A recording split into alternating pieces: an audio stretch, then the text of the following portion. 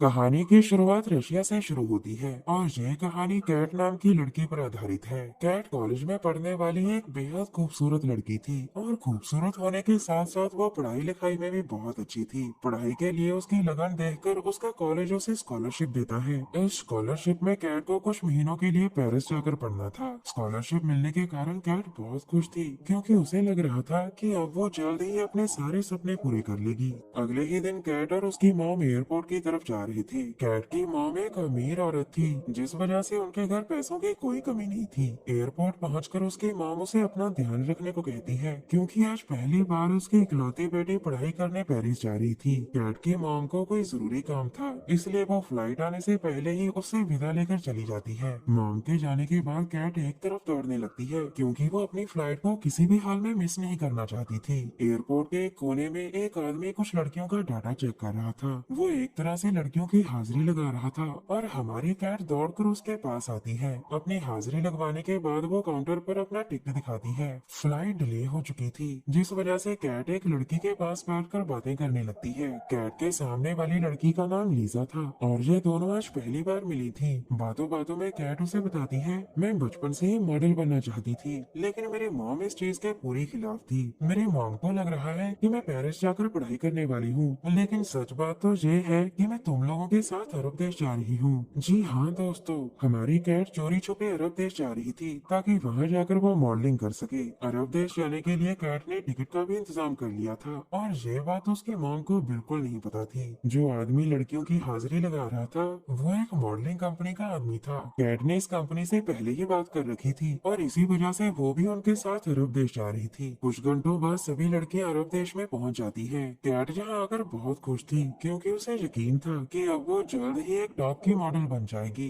वो चाहती तो पेरिस जाकर भी मॉडलिंग कर सकती थी लेकिन वहाँ उसे मौका देने वाला कोई नहीं था। कंपनी की सभी लड़कियां एक वैन में बैठकर कहीं जा रही थीं। कैट के पास लीजा बैठी थी और कैट उससे पूछती है कि हम कहाँ जा रहे हैं। लीजा उसे बताती है कि ये लोग हमें शेखों के सामने पेश करेंगे ताकि हम उनके बिस्तर गर्म कर सकें। लीजा की बात सुनकर कैट सुन हो गई थी। वो जिस कंपनी को मॉडलिंग कंपनी समझ रही थी उसकी सच्चाई जानकर वो बहुत हैरान होती है। थोड़ी देर बाद लड़कियों को एक जगह लाया जाता है और कंपनी की ओनर टीना उन्हें बताती है, शेख को जो भी लड़की अच्छी लगी उसे उसके साथ सोना पड़ेगा। अगर किसी लड़की ने कोई शरारत की तो मैं उसका पासपोर्ट जलाकर उसे जेल भिजवा दूंगी। तुम लड़कियों के पासपोर्ट मेरे पास है इसलिए मेरी बात मानना ही तुम्हारे लिए ठीक रहेगा। दरअसल टीना की कंपनी खूबसूरत लड़कियों को जाल में फंसाकर यहाँ लाती थी ताकि वो लड़कियों से गंदे काम करवाकर खूब पैसे कमा सके। टीना की बातें सुनने के बाद वो सभी लड़कियां तैयार हो जाती है। अब लड़कियों को जल्द ही शेखों के सामने पेश किया जाना था और समय बिताने के लिए लड़कियां शरबत पीने लगती हैं। जल्द ही शेखों का दरवाजा खुलता है और वो सामने खड़ी लड़कियों को ध्यान से देखते हैं। उसी समय कैट कुछ सोचकर नाचने लगती है। किसी को समझ नहीं आ रहा था कि वो ये सब क्यों कर रही है और नाचते नाचते वो शेखों के पास पहुंच जाती है।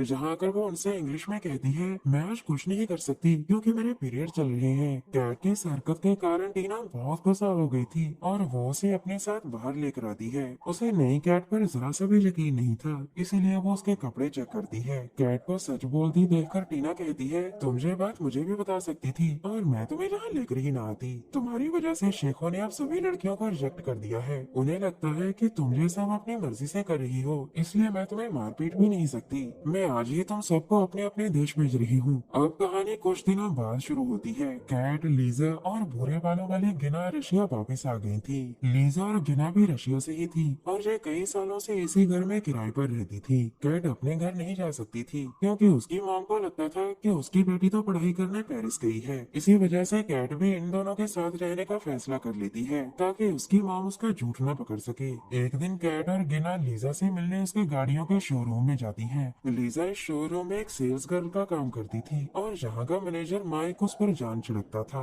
जहाँ आकर गिना का दिल एक गाड़ी पर आ जाता है और वो फैसला करती है कि वो पैसों का इंतजाम कर इस गाड़ी को खरीद लेगी। वैसे आपको बता दें कि लीजा और गिना अपनी जरूरतें पूरी करने के लिए किसी भी हद तक जा सकती थी। इन दोनों के कपड़े भले ही महंगे थे लेकिन इनका जिस्म बहुत सस्ता था। लीजा दिन में कई बार अपने बॉस के आगे कपड़े उतार देती थी और बदले में उसका बॉस उसके घर का किराया भरता था। गिना ने भी एक अमीर आदमी को पटा रखा था और वो गाड़ी के लिए पैसे उसी से मांगने वाली थी। रात को कैट अपनी मॉम से वीडियो कॉल करती है और उसे बताती है कि मैं पेरिस में बिल्कुल ठीक हूँ। इसके बाद वो तीनों लड़कियां क्लब में मस्ती करने जाती है और वहाँ कैट की नजर सैम नाम के एक आदमी पर पड़ती है। दोनों पहले तो एक दूसरे को ध्यान से देखते हैं और फिर सैम उससे बातें करने लगता है। बातों बातों में वो कैट से कहता है, मैं एक शादीशुदा अमीर आदमी हूँ, अगर तुम मेरे साथ दोस्ती करोगी तो मैं तुम्हारा पूरा ख्याल रखूंगा। ये सुनकर कैट सोचने का समय मांगती है, जिसके बाद वो दोनों फिर से बातें करने लगते हैं और साथ ही दारू पीते हैं। दरअसल कैट सैम के साथ टाइम पास कर रही थी क्योंकि उसकी दोनों सहेलियां अपने अपने दोस्तों के साथ बिजी थी। कुछ देर बाद सैम कैट को छोड़ने उसके घर जाता है। कैट ने आज काफी दारू पी ली थी,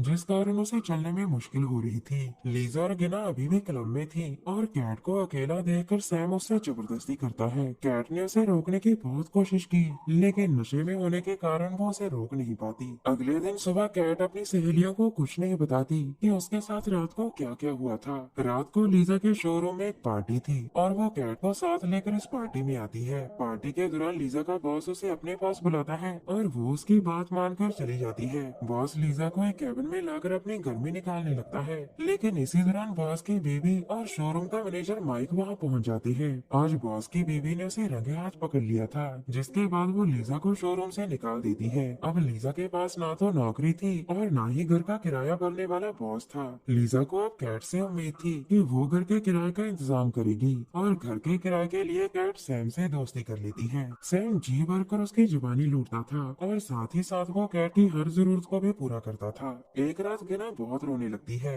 लीजा और कैट उससे उसके रोने का कारण पूछती है तो वो उन्हें बताती है, मैंने जिस अमीर आदमी को पटा रखा था उसने गाड़ी के लिए पैसे देने से मना कर दिया। दोनों लड़कियां उसकी बात सुनकर चुप कर जाती है। अगले दिन कैट और सैम एक होटल में खाना खा रहे थे। इसी बीच कैट की नजर अपनी मॉम पर पड़ती है, जो थोड़ी दूर एक टेबल पर बैठी थी। उसे देखकर कैट जल्दी जल्दी टेबल के नीचे छुप जाती है ताकि उसकी मॉम उसे देख ना सके। मॉम की नजर में कैट पेरिस में थी और अगर वो उसे यहाँ देख लेती तो कैट का झूठ पकड़ा जाना था। सैम उससे छुपने का कारण पूछता है और वो उसे सब बता देती है। काफी समय बीतने के बाद कैट को लगता है कि उसकी मॉम चली गई होगी। बस यही सोचकर वो टेबल से बाहर निकल आती है और तभी उसकी मॉम उसे देख लेती है। कैट की मॉम को पता चल गया था कि उसकी बेटी उसे बेवकूफ बना रही है और उसका शादीशुदा सैम के साथ अफेयर चल रहा है। वो उसे घर चलने को कहती है, लेकिन कैट घर जाने को मना कर देती है। दरअसल कैट को अब लीजा और गिना की कंपनी अच्छी लगने लगी थी। वो उनके साथ ही रहना चाहती थी। कैट की मॉम आज उससे सारे रिश्ते तोड़कर वहाँ से चली जाती है। कुछ दिनों बाद कैट गिना के सामने बहुत सारे पैसे रखकर कहती है,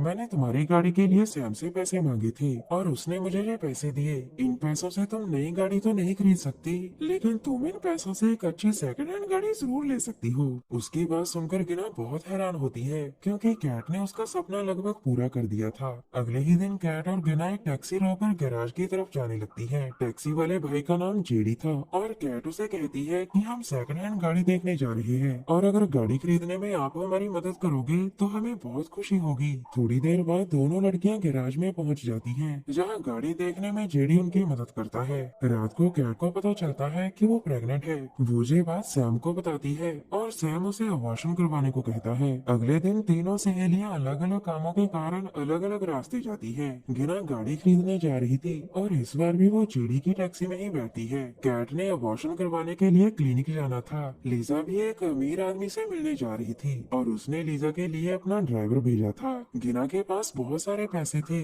और जेडी यह बात पहले से ही जानता था। उधर कैट भी क्लिनिक में पहुंच गई थी और डॉक्टर उसका अबॉर्शन कर देता है। लीजा की खूबसूरती देखकर उसका ड्राइवर उसे एक सुनसान जगह पर ले जाता है, जहां वो और उसके साथी लीजा के साथ जबरदस्ती करते हैं। जेडी भी एक सुनसान जगह पर आकर गाड़ी रोकता है और गिना को लूटकर उसे जान से मार देता है। आज का दिन तीनों सहेलियों के लिए भारी था। ना तो आज गिना का सपना पूरा हो सका और ना ही लीजा को अमीर आदमी मिल सका। कैट को उम्मीद थी कि शायद वक्त रहते सैम उसके पास आ जाए, लेकिन उसके पास भी सैम नहीं आता। गिना की मौत के कारण दोनों सहेलियां अंदर से पूरी तरह टूट गई थीं। कहानी के आखिर में लीजा माइक का प्यार कबूल कर लेती है और कैट अपनी मॉम से माफी मांगकर उसके साथ अपने घर चली जाती है। हमारी वीडियो देखने के लिए धन्यवाद।